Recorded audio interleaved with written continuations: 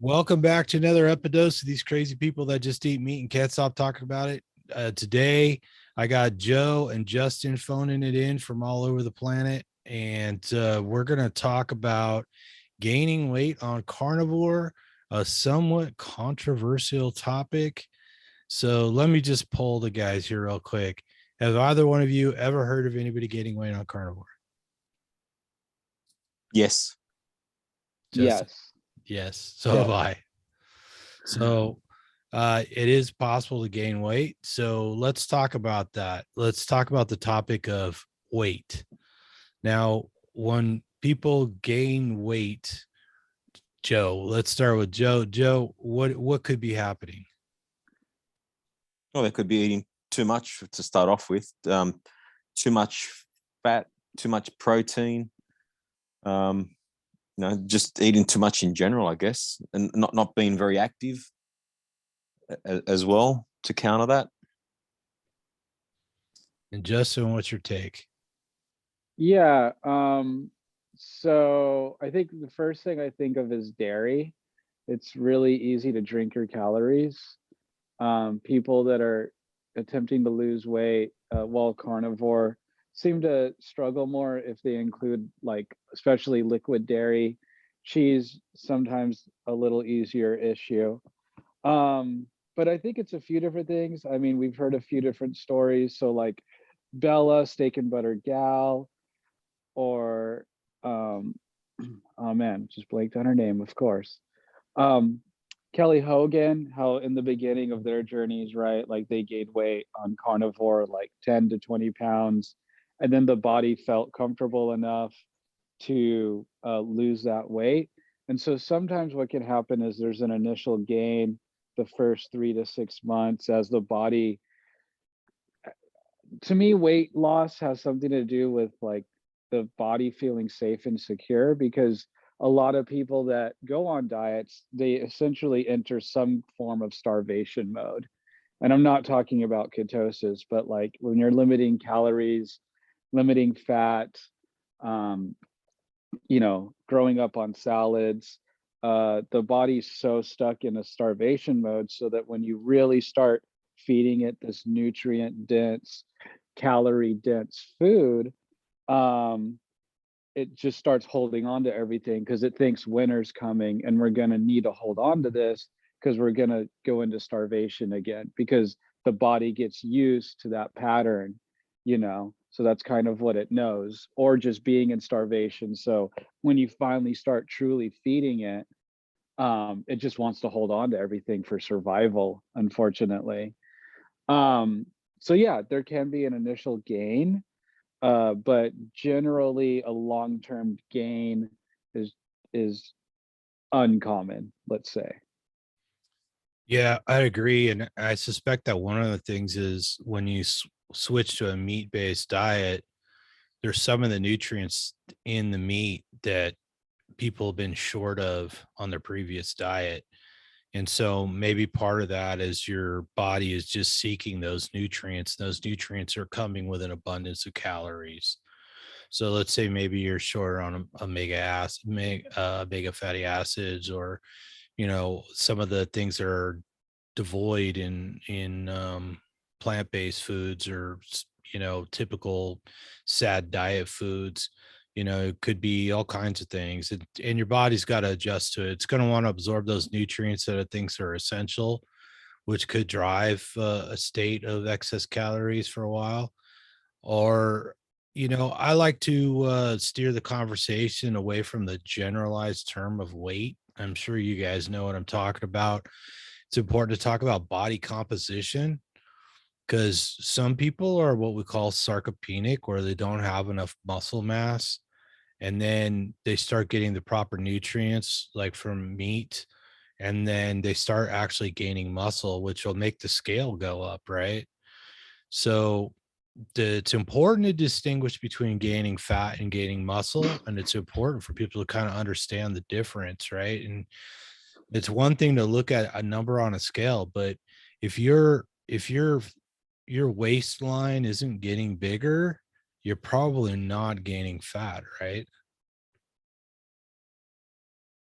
What do you say, Justin? Yeah, so exactly. You're probably gaining muscle instead of gaining fat. Um, you would have to be, I don't even know, I'll be honest, I don't know how to get fat on carnivore. I literally do not know how to do it. And Tom's seen me eat. I've been pigging out this weekend since I'm on like a staycation. And I mean, I'm eating until I'm full. I'm like, what? I had a pound of beef and like 2 hot dogs for dinner with cheese. And I was pretty stuffed after dinner. And I woke up and nothing was gained. I know it's just one night or whatever. And then in the morning, I had 3 eggs, 4 pieces of bacon, and a good 3/4 pounds of ground beef again. And so if you're not carnivore, that probably sounds like a lot of food, but I can just wolf that down, no problem. And my weight, like it kind of doesn't seem to matter. I can lose like fasting, but as far as gaining, I don't really seem to gain, especially fat.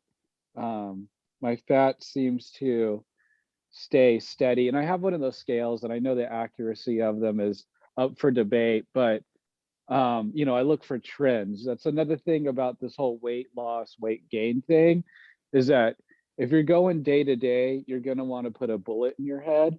It's much rather, I'd suggest, if you absolutely have to, every other week, if not um, once a month, and track the trend, you know, um, and get a scale like the one I have where it splits out, your fat versus your muscle. It gives you your visceral fat, et cetera, et cetera.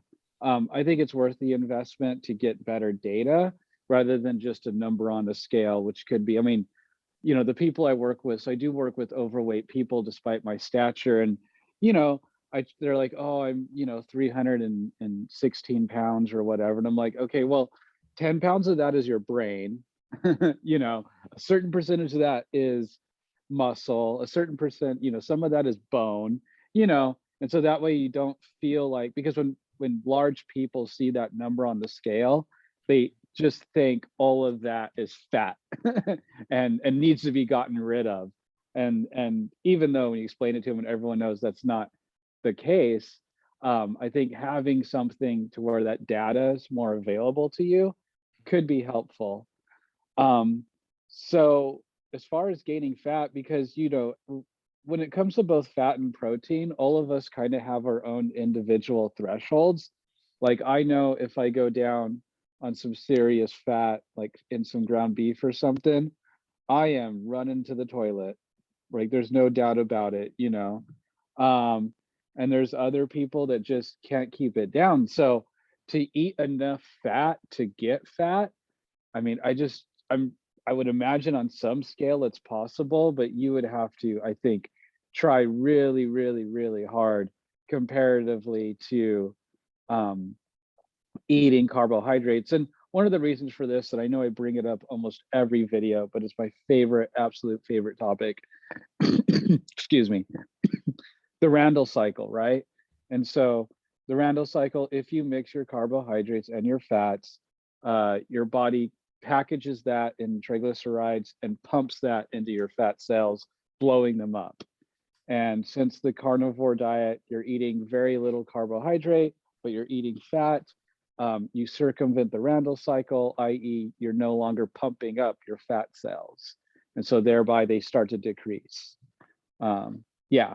Well, and So it'd be I think a lot of this discussion comes from the fact that most people don't put on much body fat unless they're underweight on carnivore, but it is possible. And, there are things that could, Randall cycle aside, I mean, there's things that can drive your insulin levels. So, some people get insulin spikes just from tasting something sweet. So they might be having sugar-free breath mints, or they might be drinking, diet soda or something like that. And that alone will raise the insulin levels enough. And when the insulin levels stay elevated, people will store body fat. So it's just, so there are other factors. And of course, we're not all the same. So some people will accumulate body fat under circumstances that most people won't acquire body fat. So yeah, so there's two sides of it, and I think typically people who gain fat on carnivore are tend to be the exception to the norm. So, but like Justin, if you were chugging a bunch of milk, do you know, if you're drinking a gallon or more of milk a day, do you think you'd put on body fat? Yeah, excuse me. Um, I think I would. It's just, another factor of this is how many days in a row could I honestly chug a gallon of milk without having some other um deleterious effect, Right. you know? But we've known Like, people who've done it, right? There are yeah, people that but are consuming mm, excess amounts of butter, There you you go. know, so, you know, and We lost you, Joe. Well, Joe, come yeah, back I butter. on mean, ready. Good. butter. But yeah, and I suspect cheese too. Some people don't digest the cheese as well.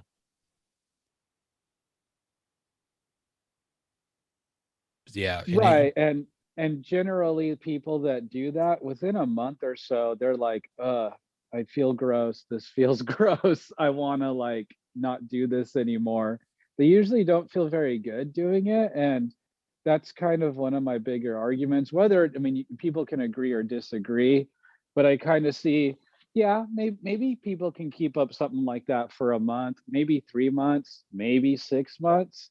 But the overwhelming majority just aren't happy chugging that much. And they eventually, again, whether it's 3 months, 6 months, come around to, all right, increase the general meat and fat and get rid of, cut down on the dairy a bit or whatever it is, or save it for a treat or something like that, some heavy whipping cream. I mean, look, I'm no stranger to dairy and heavy whipping cream. I've literally chugged it on screen.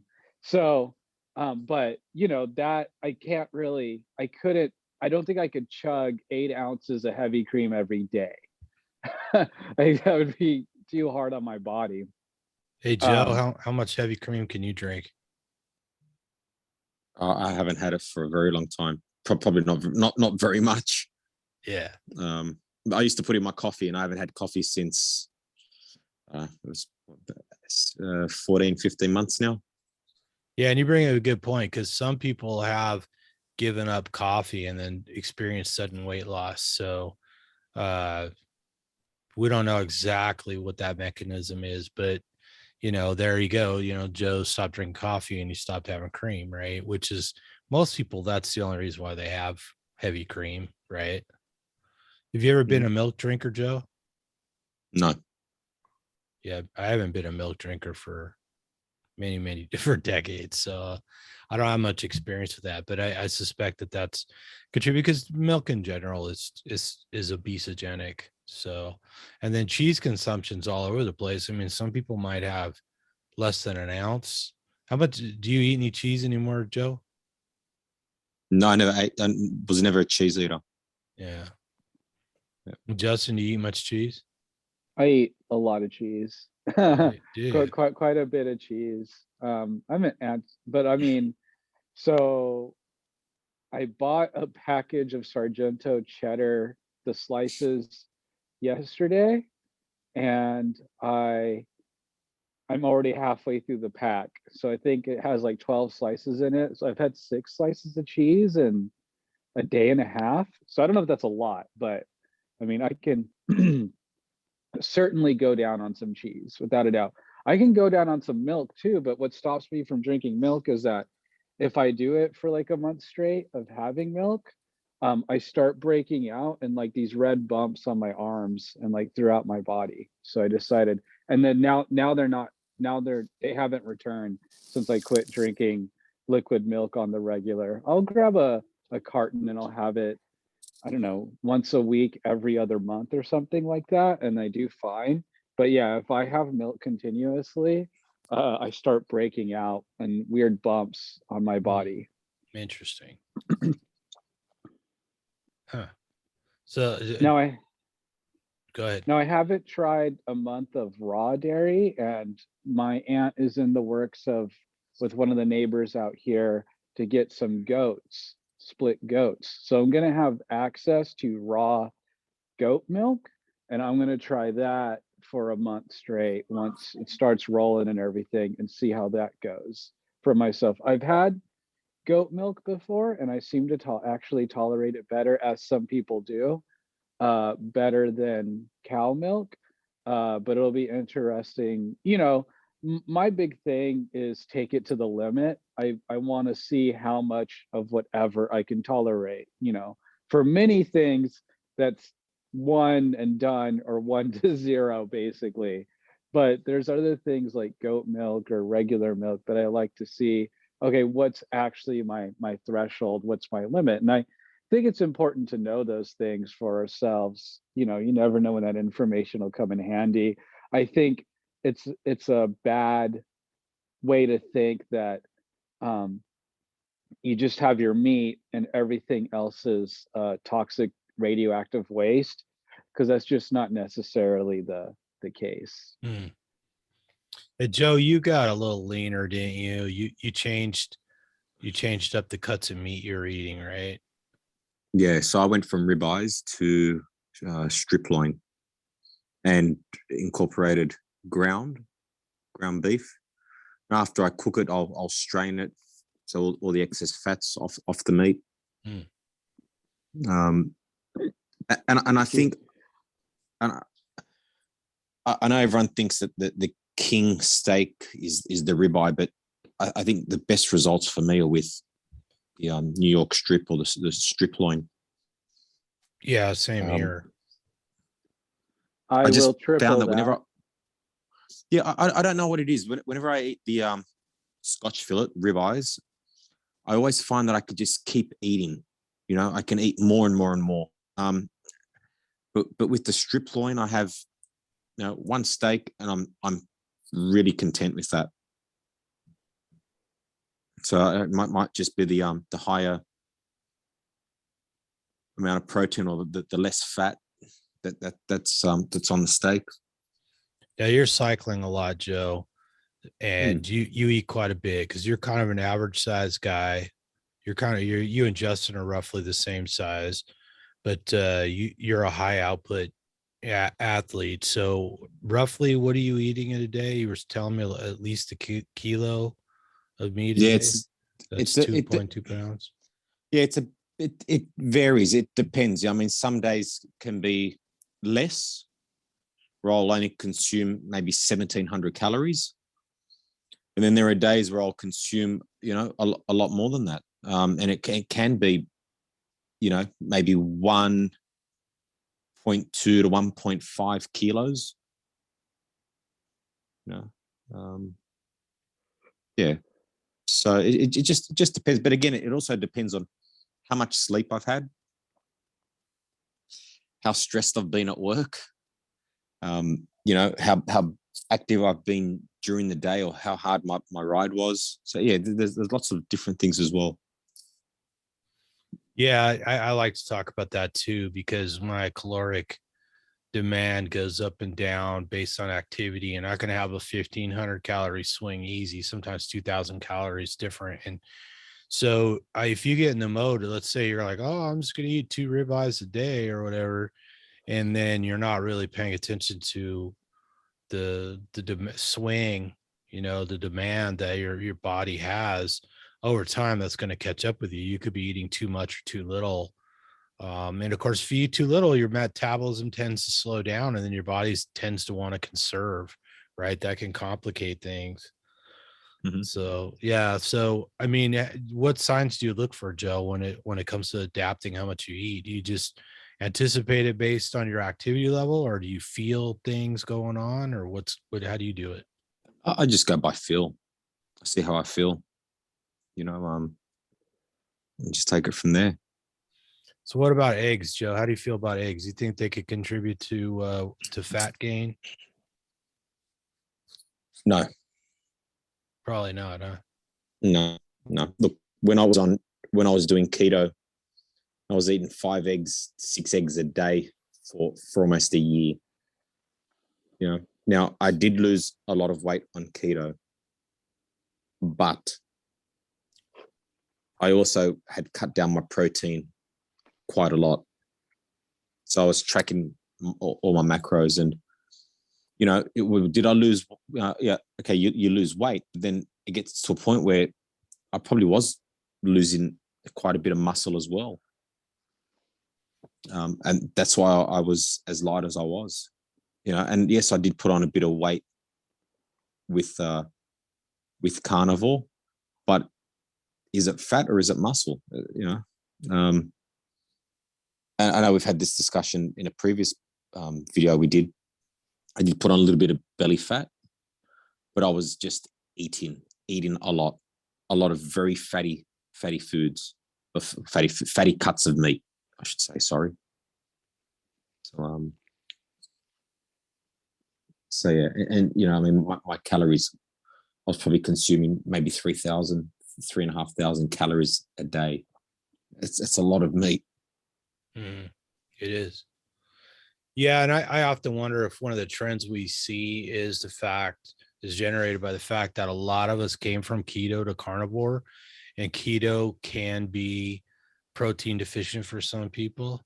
That's not all that controversial anymore. I mean, you know, people tend to get what 20%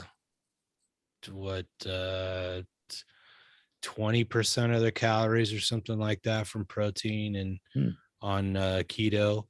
Everybody's afraid of gluconeogenesis, and you know, you're pulling some levers where people are burning fat. They tend to lose body weight. I lost body fat on keto. But then I found myself wanting to eat more meat, and I'm like, man, what's going to happen? And I did a lot of blood tests to see if I was getting glucose spikes from eating more meat, and I wasn't getting anything that would registered on a glucose monitor. So of course, it's really hard to do the insulin test on that, but if your glucose isn't going up, why would your insulin go up? You know, other than if you change your eating pattern, you know, eat more frequently or something like that. So yeah, I wonder if maybe a lot of people come from keto and they're already protein deficient and they need more protein, and yet they tend to start high fat, and maybe that's an easy adjustment to go from keto to ribeye, right? Because ribeyes are one of the fattier cuts of beef, but then lo and behold, a lot of us find out that we do better on leaner cuts later. So maybe that's part of it. And that's exactly what happened to me. But I just want to throw in there. Personally, I believe ketogenic diet is pretty much a plant-based diet, because everything is just nuts and salads and some vegetables, you know, and you just got a little bit of meat, you know. Ooh, them's fighting words, Joe. And protein, you know, and you know, no, well, I mean, you got to think about it. I mean, you know, my plate was just a big plate of salad with a little bit of meat. Right. You're almost plant-based. Right. Yeah, and I know? know I ate a lot of spinach and cauliflower and stuff like that on a ketogenic diet, coconut oil. Yeah, nuts. Yeah. So I ate some nuts, I ate almonds and stuff, and I started realizing almonds is the first things I realized, like if I eat more than a little bit, it definitely affects my digestion. It definitely can cause heartburn. Yep. All the apple cider vinegar. You know, it's just, you know, and again, so and that's why I said, yeah, I did lose a lot of weight, but I also lost a lot of muscle as well. It's 100%. Yeah, I suspect I did too. Of course, I'd been out of the gym for a long time because of arthritis, so it's hard for me to tell how much muscle I lost on keto. But it's definitely easier to put back on a carnivore. There's no two ways about it. So I suspect I lost a lot of muscle. So anyways, and just to throw in there, and I do get my blood work done quite regularly, and my blood work is better on carnivore than what it was on keto. Right. You know, my cholesterol is the same. You guys know my numbers because I always tell you every time I get a blood test. Yeah. It's the same, if not better. The only time it did go a bit haywire was when I consumed quite a bit of coffee. Mm. But yeah.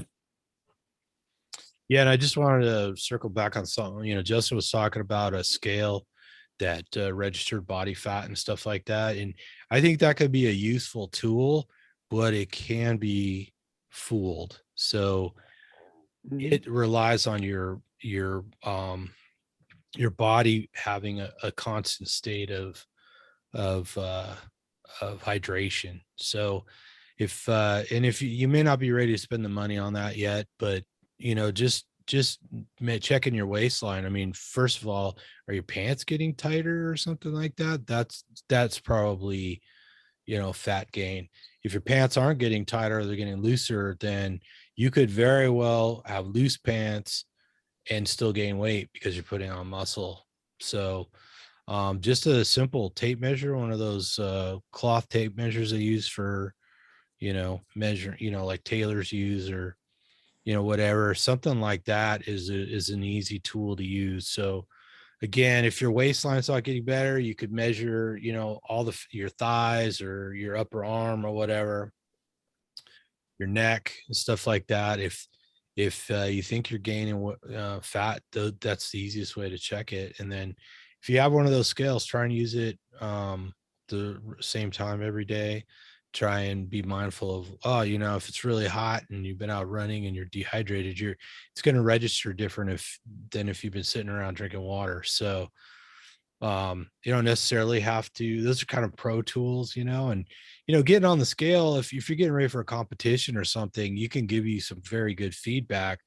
But if you're just adjusting to a new diet, like Justin said, it can drive you mad because your numbers can be up and down all over the place, and a lot of times it doesn't make any sense. So spreading out using the scale, or just not using a scale and using something to measure your circumference, is probably more reliable for sure.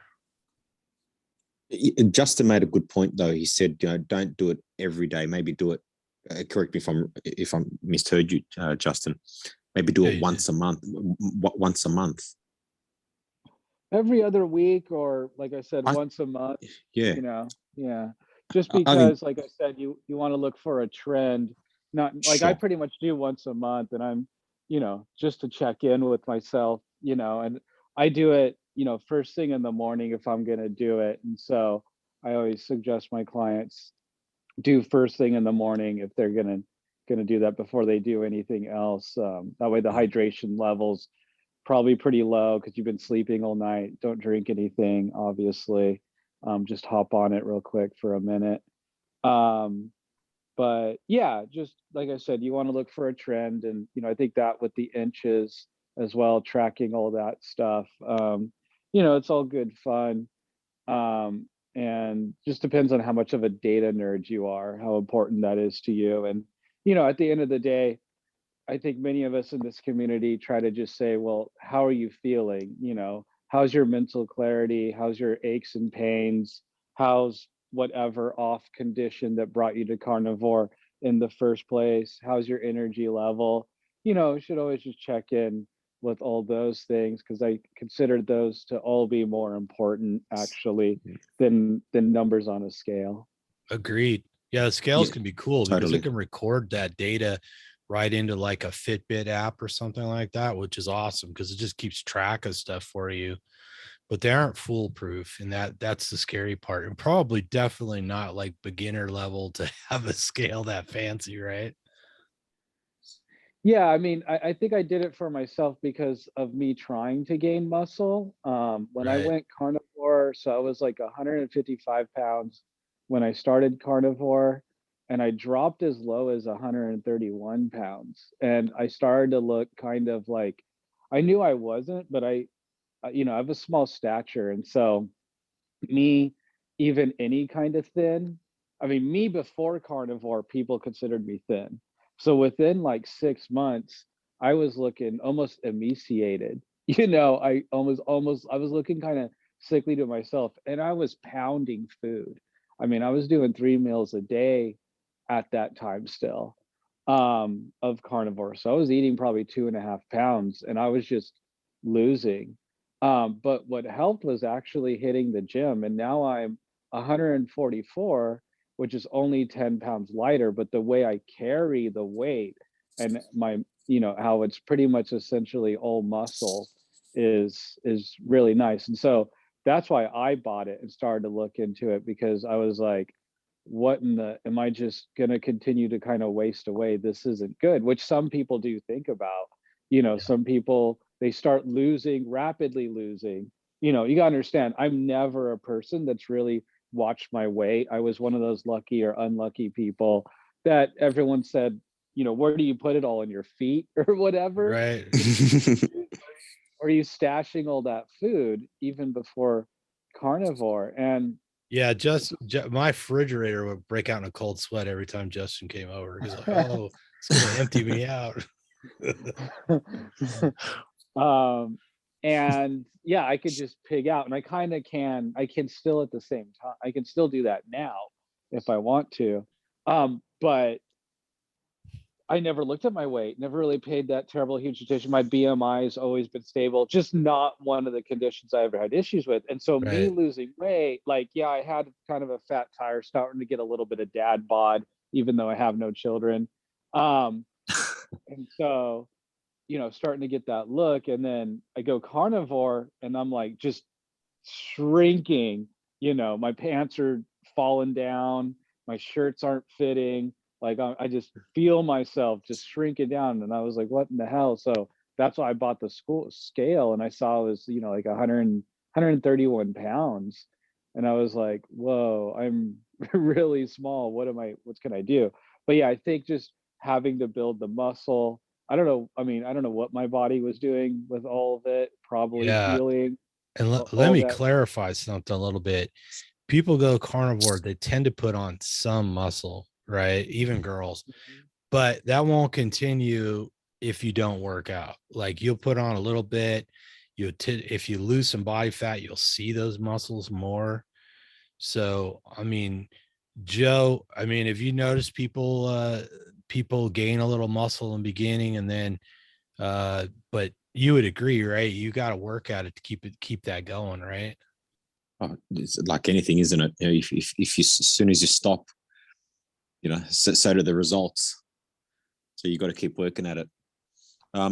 Just want to throw a quick thought out there as well, or suggestion. Talking about weight.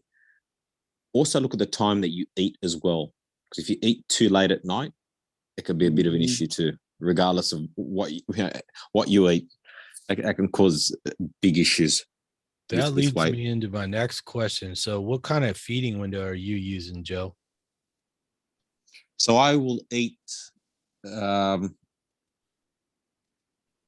say about 8 o'clock in the morning, 8 to 9 o'clock in the morning.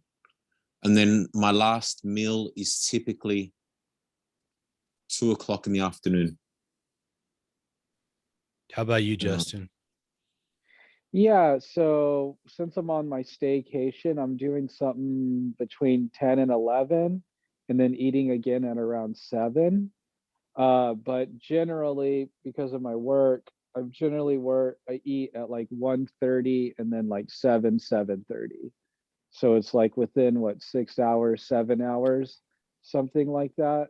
I'd love to, which I've read the benefits of, and so I think it is best. I think we're supposed to eat in the morning, actually, not like 6 a.m. But I think, 10, 9, 10, I think. And then when the sun's fully out, and then eat before the sun completely sets. So I know that changes hemispheres and stuff like that. So like what Joe's doing, maybe as late as 6, 5, 6 seems to be ideal for human chemistry and the circadian rhythms and stuff like that. So that's kind of a goal. I don't know if or when I'll get there, but yeah, eating too late can definitely, have Sure. you either pack something on, or you'll wake up in the middle of the night with the meat sweats, which I've also done. Yeah, people tend to do better when they get most of their calories in earlier in the day. A lot of people do well on OMAD, where they eat once a day. our buddy Ray likes to do these rolling 48s where he skips almost 2 days in between. But most people can manage it just eating 2 or 3 times a day, but it tends to be better earlier in the day. Yeah, for sure. And I know everyone's schedule is different. I think most importantly, um, try to compress that eating window, maybe 6, 7 hours. Don't try to keep it 2 to 3 hours before bed, bare minimum. Um, or if you can't really do that, I would suggest eating and then going out for like a hour walk, because that seems to really help Mm. with leveling out insulin, blood sugar, and wear you down a little bit, and helps that food digest. We really don't, and maybe somebody does, what our ancestors did after a successful hunt. Was there a party thrown? Did they just pass? Did they knock out? Did they just get up, keep walking because they maybe had to go back to the cave, or maybe they would eat some of it and then walk back to the rest of the tribe and then eat some more. We're really not sure, and I haven't found anything that really cements that. And it could have been a little different everywhere in the world. But I think that's why that part of it is so hard to nail down, is that I don't think we have any data or anything to go off of. We know about hunting, we know about what we ate, but we don't exactly have a lot of information on, okay, what happened the first, say, hours, 2 hours after the meal. Typically you would think we would hunt during the day, so we probably got up early, probably at best hunted, probably ate around lunch, I'm guessing, between maybe 10 and 1 on a good day, and then maybe had the rest Yeah, of it I think later in the the evening. problem I don't is that, I mean, in all honesty, you hunt when the animals are out, and know. that depends on Right, the animal, right? So, right. you know, and it's going to vary from region to region. So, if your day is dictated by hunting, which makes sense, I think that just depends on when and where you are. So that's probably why it's an impossible question to answer, right? Right. And also, that might be why some people are night owls. Some people, maybe they had to stay up all night waiting for a particular animal to show up, right? And then go wake up everyone else. Not to mention also protecting camp, right? And so, um, yeah, what that means, I'm not quite sure. How the night owl should eat, that's really tricky, I think. Yeah. I used to, when I was, sad diet, Coca-Cola, yeah, I could stay up and not be bothered by going to bed at 3 a.m. and getting up at 10, 11, 12 the next day. Now I feel like that would kill me. I'm so used to going to bed when the sun goes down and getting up when the sun goes up. And a lot of people that go carnivore seem to fall into that more natural cycle, natural in quotes. But hey, I get it. Some people got to work the third shift, and I'm grateful that you do.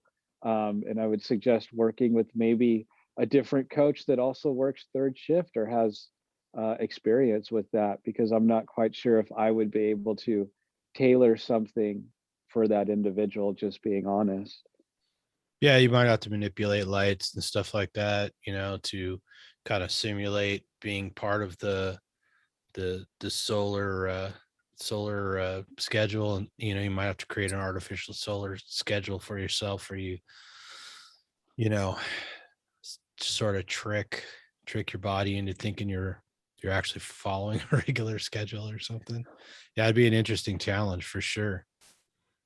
Yeah, and so sleep, hormones, weight loss, weight gain, those are all interconnected too. And so although they seem like we've gone off topic at this point, I don't think we actually have, even though we have a tendency to No, do that anyway. clearly sleep can have a major impact on whether you're gaining fat or not producing new muscle, because gaining fat is just a storage mechanism. Building muscle is an expensive process, right? So if your hormones are off, you're not getting enough sleep, your cortisol levels are probably high, and you're going to have issues, and it typically will cause people to store body fat, and if you don't have the right nutrients, enough sleep, it's very hard to build muscle. Just ask anybody who does it for a living, because they'll talk about it endlessly. And So if you're working third shift at like a hospital or something, people usually have a birthday party, so they got the cake for you there when you get to work, and then when you leave for work, they're bringing in donuts, right? So you get it like double whammy if you're working third shift. sure. Yeah, Joe, how much are you sleeping these days? At the moment, about 7 hours, which is good. At one stage, I was sleeping about 4.5 hours a night, and I think that's when everything pretty much just turned to shit when I put on a little bit of weight. Mm. And it was not 4.5 hours for a week. It was months and months. Yeah, it was quite a long time. How And much it you all sleep? I'm sorry, go ahead. and it all caught up with me. Justin, how much do you sleep? I mean, I think I get a good 7.5, maybe my average. I'm kind of weird in that I don't have a problem falling asleep. I have a problem with waking up in the middle of the night. So I typically wake up 2 to 3 times nightly, and I'm up for like a half hour. So I typically try to go to bed extra early to allow time for Yeah. me to wake up, fall back asleep. So I know I've slept bad if one of those times if I'm like up every hour, which happens sometimes. And then the other thing is like sometimes I'll wake up at that like between 2 and 4, and it'll take me a good 2 hours to fall back asleep. Those are kind of my bad nights, and I feel those the next day, like I got hit by a truck. Um, Yeah. but I'm working on it. I don't know exactly what all that's about. Um, yeah, I think some of it, is again doing that compressed eating window. I think a chunk of it is not being active enough during the day because my work day is very sedentary. Um, and so I'm not moving around a whole lot during the day. I do tend to sleep better, as many people do, working out, but not working out right before bed because then I'm pumped. Yeah, it gets all kinds of complicated. But I've never been a good sleeper. What is different for me though on carnivore is when I am sleeping, the sleep is certainly deeper Yeah. and I'm Me getting too. better dreams. Hmm. And what I'm actually thrilled about, which people find funny, but I'm really happy about, is having the ability to nap. I can almost at will have myself lay down in the middle of the day and knock out for almost a solid hour and get up and feel really, really good. A world So I did not that's know. so that's something that's huge with me, is having the ability to nap, which I love naps now. They're like Tom will be like, "Hey, we're gonna record," and I'll be like, "All right, well, I'm gonna go take a nap between 5 and 6, so that way I'm up. I'll have dinner, and then I'll be ready to record by 7." You know, Yep.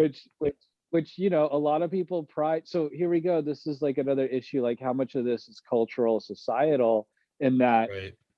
it's prideful to not get much sleep and b not eat a lot, right? Like people take pride in those things, like, oh, we have sayings like, oh, you can sleep when you're dead, right? You can rest when you're Right. dead. Right. We sort of put people on a pedestal for going longer and harder without sleep. If you experience some of that, Joe? Well, I was just going to say you'd probably be dead sooner if you before that lack of sleep as well. Yeah. So,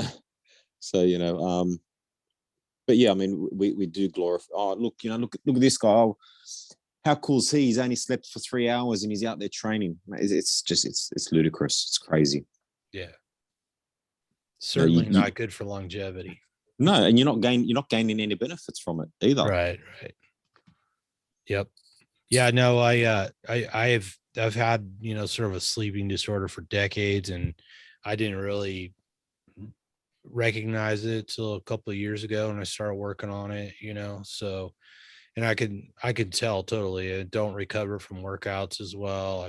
Don't feel good if I don't get enough sleep, and it's hard changing that, but it is changing. And like Justin said, when I sleep way deeper than I used to. So that's been, and more recently I've been sleeping more and more. So I've been getting actual more time sleeping naturally. So it's a good thing.